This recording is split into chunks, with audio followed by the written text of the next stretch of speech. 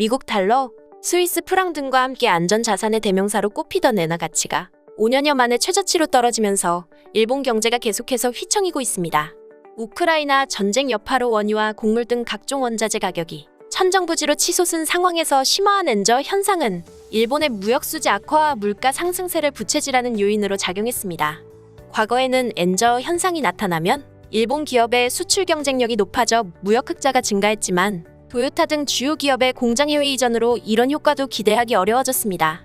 일본 내에서는 엔저 현상이 고착화하면서 빅맥 지수 등 달러화로 환산한 각종 생활물가가 개발도상국보다도 싸지는 등 일본이 싸구려 나라가 됐다는 자조적인 평가마저 나오는 상황입니다.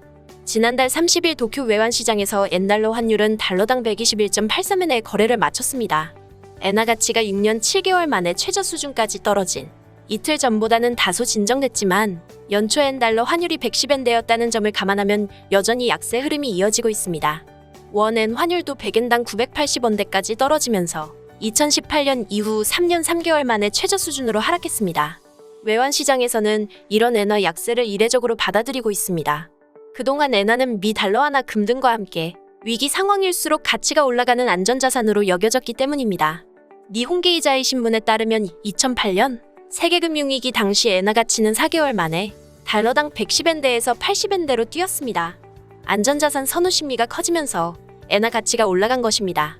엔화는 곧 안전자산이란 등식이 무너진 것은 브로다 하루이코 총재가 이끄는 일본은행 탓이 큰 것으로 알려졌습니다. 2013년 3월 취임 직후부터 초저금리 등 대규모 금융완화 정책을 펼치며 엔저를 유도한 구로다 총재는 아베 신조 전 총리의 경제정책인 아베노믹스를 실질적으로 주도한 인물입니다. 아베 전 총리가 잃어버린 20년에서 일본 경제를 구하기 위해 펼친 아베노믹스의 세계의 화살 중 하나가 엔저 정책이었습니다. 이는 어느 정도 성공을 거두는 듯 보였지만 초저금리가 장기화하면서 부작용이 발생했습니다. 올해 들어 미국 중앙은행인 연방준비제도가 잇따라 기준금리를 올리면서 미국과 일본의 금리 차가 확대됐고 이는 일본 시장에서의 자금 유출로 이어졌습니다. 현재 미국의 10년물 국채금리는 2%대인데 반해 일본의 10년물 국채금리는 0%대입니다. 가도타 시니치로 바클레이즈 외환 전략가는 로이터 통신에 시장은 미국과 일본의 통화 정책 차별화를 엔달러 환율을 움직인 주요인으로 본다며 연준의 매파적 발언과 대조적으로 일본은행은 여전히 비둘기파라는 인상을 줬으며 이에 따라 달러 대비 엔화 가치가 떨어졌다고 분석했습니다. 과거에는 엔화 가치가 하락하면 일본 기업의 수출 경쟁력이 높아져 무역 흑자가 늘어난다는 것이 정설이었습니다. 1985년 미국 레이건 행정부가 플라자 합의를 통해 달러화 대비 엔화 가치를 대폭 절상한 것도 엔저를 등에 업은 일본 기업의 과도한 무역 흑자를 줄이기 위한 것이었습니다. 하지만 지금은 사정이 달라졌습니다. 미국 등 주요국과의 통상 마찰로 홍역을 치렀던 일본 기업들은 각종 무역 장벽과 환율 변수 등을 피하기 위해 1990년대부터 생산시설 해외 이전을 적극 추진했습니다. 일본 최대 자동차 업체인 도요타의 경우 2020년 12월 말 현재 전 세계 28개국에 50여 개의 생산시설을 운영 중입니다. 현지 생산을 하게 되면 해당국 정부로부터 각종 세제 혜택을 받을 수 있고 환율 변동에 따른 리스크를 줄일 수 있습니다. 반면 엔저로 인한 수출 경쟁력 상승 효과는 기대하기 어려워집니다. 일본 언론들은 엔저가 진행되면 일본 기업의 수출이 증가해 실적이 좋아지고 이런 기대감 때문에 주가가 오른다는 통설이 깨지고 있다고 보도했습니다.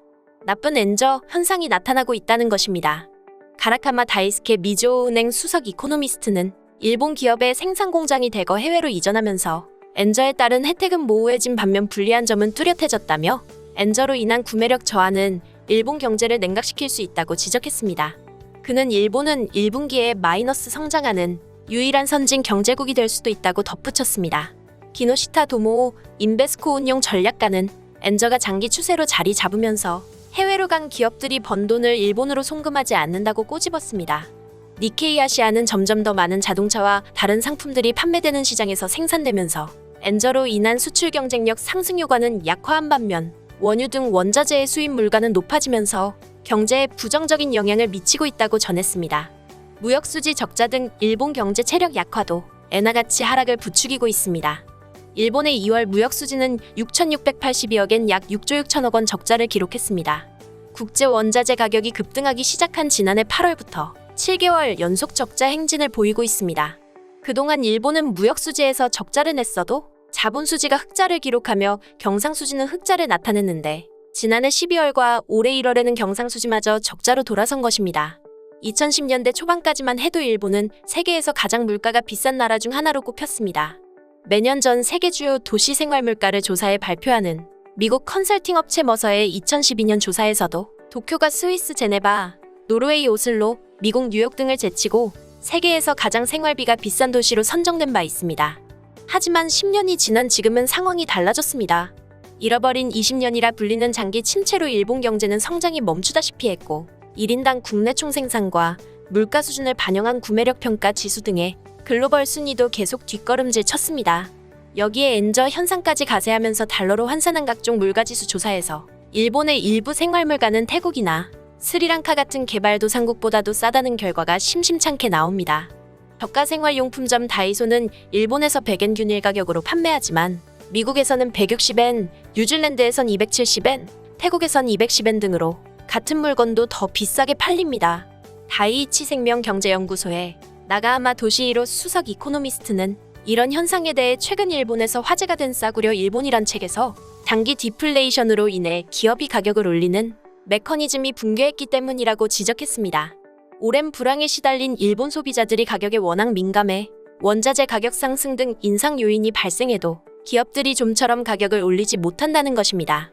한편 일본 네티즌들은 이 소식과 관련해 다양한 반응을 보였습니다. 저출산 고령화를 계속 무시한 결과가 이것. 현역 세대가 고령자를 지지한다고 하는 제도 설계를 한 이상 저출산이 되면 파탄하는 것은 누구라도 안다. 부족한 만큼은 어떻게 할 것인가를 보면 현역 세대에서 채운다. 절대로 노인 부담을 대폭 늘려 자녀가 늘어나도록 젊은이를 지원하는 일은 없다. 근로자들은 또 눈치를 채지 못하지만 기업의 인건비 비용은 계속 오르고 있다.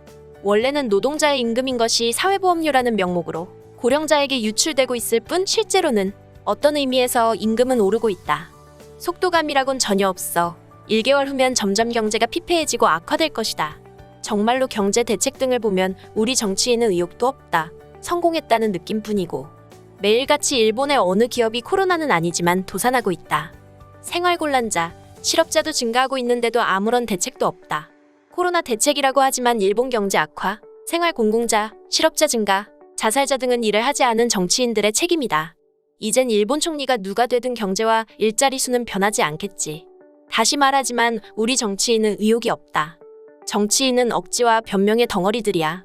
경제를 모르는 오합지졸이 모인들 무슨 뾰족한 수가 있겠나. 예산이라든가를 따지기 이전에 우선 감세가 필요해. 소비세 폐지는 물론이고 휘발유 이중세도 끊어야 한다. 그 후에 어디에 지원해야 할지 생각해보고 예산을 세워야 한다. 순서와 방식이 이상하다. 실패는 누구에게나 있는 일이지만 그것을 인정하고 다시 시작할 정도로 열심히 해야 할 것이다. 지금의 소비세만 봐도 결국은 실패했으니까. 국채를 발행해 소비세 폐지, 가솔린세 폐지, 국민에게 급부금을 실시해야 합니다. 그것도 빨리 하지 않으면 스태그플레이션이 된 상황에서 탈출조차 할 수 없게 되고 되돌릴 수 없게 됩니다.